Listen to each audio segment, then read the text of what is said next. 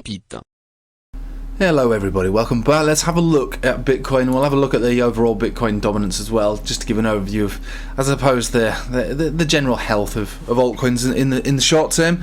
But for the moment, let's just focus on Bitcoin, because that's, to me, that's the most important thing. Not that I'm a maxi or anything like that. I do have quite a lot of altcoins. This is why I'm able to marvel at this. This beast of a move from RLY, usually trading at basically zero. Well, that's not zero, but it was last time we looked at this on the live stream, because this is one of the coins that I bought into on this support, and again, I'll talk about it on the live stream.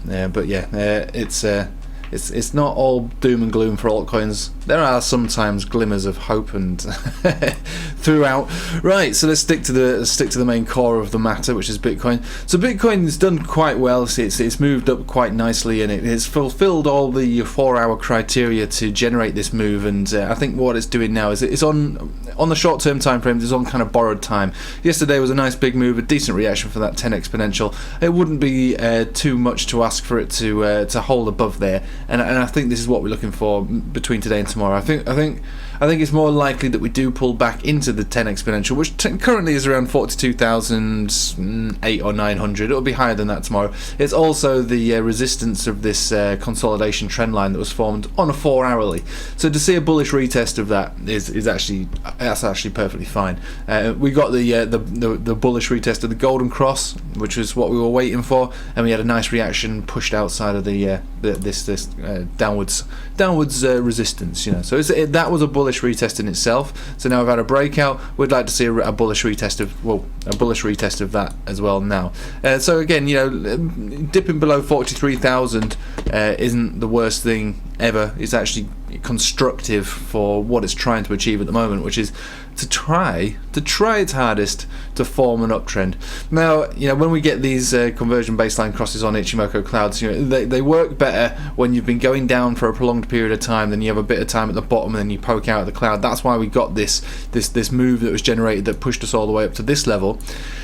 So you might think, well, and again, you might think that we've got one here, but again, this is contrived because we had a move down with the conversion baseline, made a negative cross, then made a positive cross after that, and so at that stage, all criteria is met for a move up. But I'm not going to take that on face value, because it's such a contrived move that even though there is a signal here to suggest a push up, which could take us up to the 46,000, that's all we're really looking for in the short term, is for this to move all the way up bit by bit to 46,500. That's what we're looking for in the short term. And yeah, there is potentially a setup here in the short term. But I think what we have to do first is test lower. So down to the upper $42,000 zones. And then from there we push up to the level of 46,000. It is pretty much that simple, I would say. If we go to the 4-hourly time, out of the 4-hourly into the 12-hourly, we do have a bit of, and it's not really much, but it's a tiny bit. It's a fragment. It's almost nothing, but it does show losing momentum, and that's fine because we came up quite high. So technically, bearish divergence on the 12-hourly. Again, this is all consistent with what I'm hoping and expecting for, which is a retest of this descending trend line. So we've got that on the 4-hour on the 12-hourly, and money flows leaving as well. So all of that is pointing to a further pullback. And again, when we look at the daily, we're above most moving averages. It's only 200 which is above us, which is at that $46,000 zone, which is the main area of resistance, which I expect to see as a resistance. We're not looking for this to go straight up, and I'm also not looking for it to go straight down. I'm kind of looking for it to meander around this kind of level, incrementally taking out areas of significance. So the first major one is the 46,500. That'll push us up to about 49,500, and breaking out from there, the main area to reclaim at that stage is the 20 weekly, which is going down every day, little bit by bit. So it's currently 50,800. That's the line in the sand that needs to be reclaimed. But for the moment, it's done pretty well. Bitcoin's actually performed pretty well. I think yesterday, largely speaking, across the board, we were looking at a rejection from the Bitcoin dominance and saying that we might get some good altcoin trades in the immediate terms, and that's why I said that a couple of days ago. I made a video in the evening when I recognised it. So we got that move yesterday. We might have a little bit of follow through today, but I think given the way that this looks, we are gaining support on the 10 exponential. We've also got the centre of this Bollinger Band around here, about 42% dominant, just above that. So this is an uptrend, and it's potentially an aggressive uptrend forming. But for the moment, it's able to give back to the altcoins every time there's an incremental gain for Bitcoin, and especially for the Bitcoin dominance. And we might get another one of these little alt rallies next time we push up to the 200 exponential. So about 43.3% dominance. So we're going to get little alts rallies, not seasons, just rallies. Remember, the season is most likely going to be generated, and again, this is prolonged alt season. You're going to get a lot of these little rallies take place, but the major alt seasons will be taking place between 46, maybe 47. Definitely 52, and almost certainly a massive alt season if we ever get up to 58. Again, this is where you remember back to last year when everyone was able to make money by just picking anything and just coming back to it a few weeks later. I mean, that's the sort of thing that needs to happen for that. That's the criteria that needs to be met for those kind of easy gains where everybody becomes a genius. For the moment, it's harder to be a genius, really. It does require discipline in going into altcoins, coming out of altcoins, sometimes in less than a 24-hour period.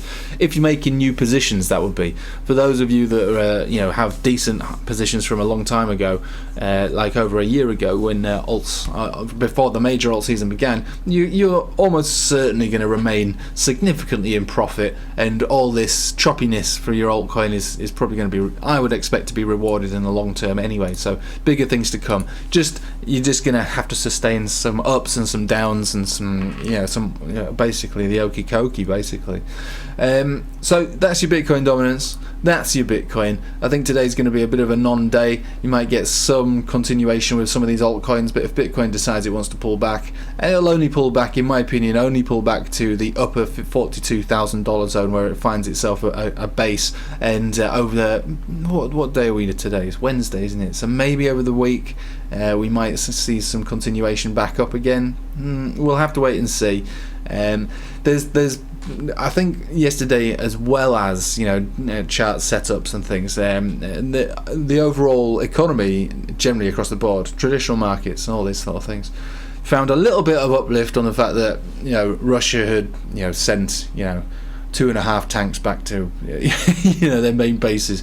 So just responding to any old little thing that you see in the news. So, and from what I saw on my Telegram, people were saying that there's information to suggest that today is the day of the Russian invasion. So it's all scheduled for today, apparently. That's what I've heard, and that's what the internet has said. So we'll have to wait and see if the internet is correct. The internet says a lot of things, though, so sometimes it's better to not look at the internet, because the internet are just comprised of people that want you to click on things so they can enjoy the revenue that comes in from the click. So the internet sometimes has to be taken with more than a pinch of salt. Sometimes it is a couple of tablespoons, to be honest with you.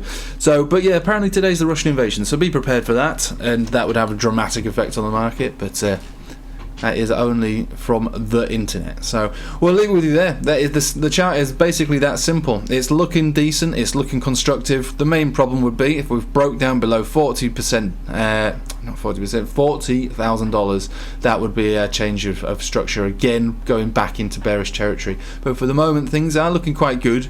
Quite hopeful, not hopeful based on what my heart tells me, but hopeful based on what the charts are showing me. But I'm not looking for massive breakout all the way up to $1 million per Bitcoin or anything like that. I think we still meander, going ups and having sizable pullbacks as well, based on news and the internet.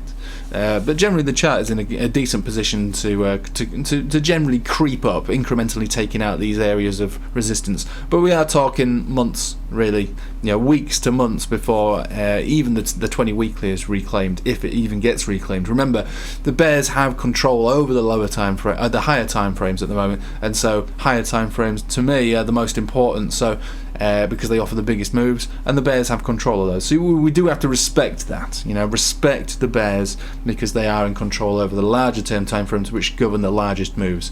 But we'll keep an eye on it. But for the moment, I am hopeful. Things look good, but nothing massive for Bitcoin. Just incrementally creeping up, bit by bit, reclaiming these zones. And again, we'll follow it every step of the way and celebrate, especially if this area gets reclaimed. The 200 exponential is a big deal to reclaim that on the daily, and that would, the bears would definitely be digging themselves in at that point, really trying their hardest to reclaim that, because this is like the medium zone.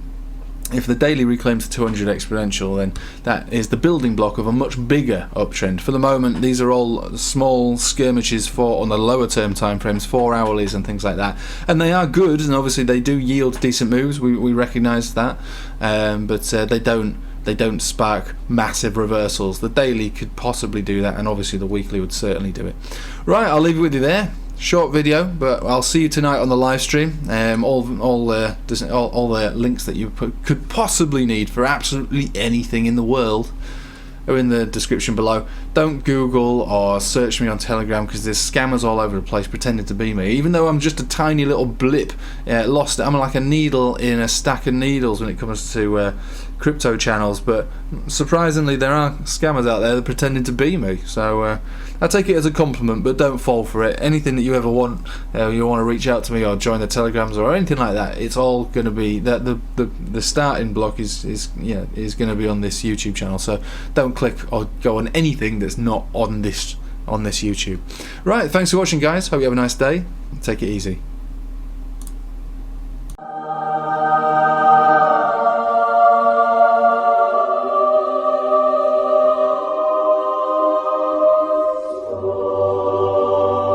Pas en pite.